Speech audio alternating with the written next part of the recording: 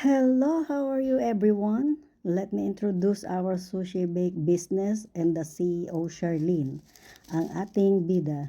Ang ating bida ay nag-aral na culinary school sa Los Angeles. Si Charlene, ating bida ay nanggaling sa kilalang magaling at masarap magluto from her grandparents to her mom and dad. Nagkaroon ng restaurant ng kanyang mami sa Bulacan bago ito mag-decide manirahan sa Amerika at ang kanyang daddy. Ang ating bida ay may kapatid na babae na nagtatrabaho din sa food industry na ngayon ay namamasukan kay Aling Lillian Sweet and Bakery along or based in Northridge, California. Ang ating bida ay may kapatid din na lalaki na nagtatrabaho sa Jollibee as a manager sa nakabase sa Las Vegas, Nevada. So, konting introduction lang sa ating Mama Chef para makilala natin siya ng kaunti. At kung bakit masarap magluto at dinadayo ang kanyang sushi bake at ang kanyang mga iba pang specialty. So, maya-maya, ipapakita ko sa inyo ang konting clip na video kung paano niya ginagawa ang kanyang sushi bake kasi may order siya ngayon na portrait. Ready na for the short video how Mama Chef make the sushi. First, gumagamit si Mama Chef ng imitation crab meat from the store. This crab meat is already cooked, fully cooked, and ready to eat. But it's because lalagyan pa ng mga ingredients para mas malasa, para maging sushi nga. So, ayan, hinihimay-himay niya ng maliliit para madali din niyang halu-haluin mamaya kapag pinagsama-sama na niya yung mga ingredients.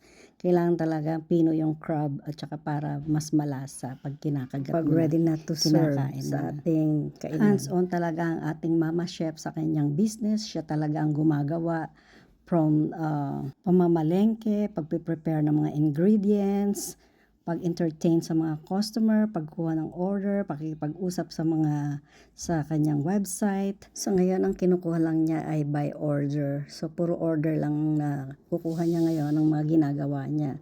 And then they pick up. Pag gustong magpa-deliver, nagdi-deliver din si Mama Chef.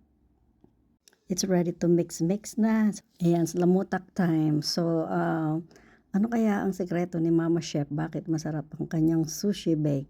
So, alam niyo kung ano ang sekreto ng ating bida? Because kung ano ang ginagawa niya, masaya siyang ginagawa. Look at that, how she smile. Yun daw ang sekreto ng masarap ang luto. Yung with passion and love. Natutunan ko yan kay Mama Chef. Kaya pala, siya pag nagluluto, lagi siyang naka-smile.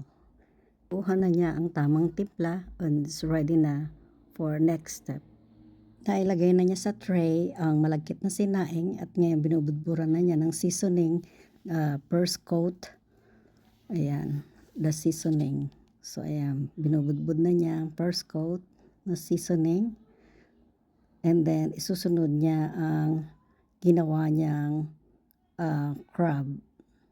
Ayan, the main. So gumagawa rin ang ating bida ng spam, sushi.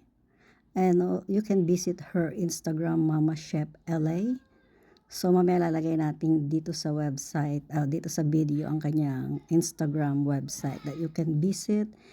And you can inquire to her website kung ano ang gusto nyong i-inquire about the price ng mga trays, the large, the medium, and the size. But mostly ang mga order sa kanya is large size, the party size. And also you can inquire to our website, Chrissy Love Chrissy on Facebook, YouTube, TikTok, Instagram, and FB page, Love Chrissy. You can inquire if you want, if you're interested about these trays, sushi bake trays. She almost finishing the product. So naglalagay na lang siya ng mga fresh onion on the top, and then after this is already finished.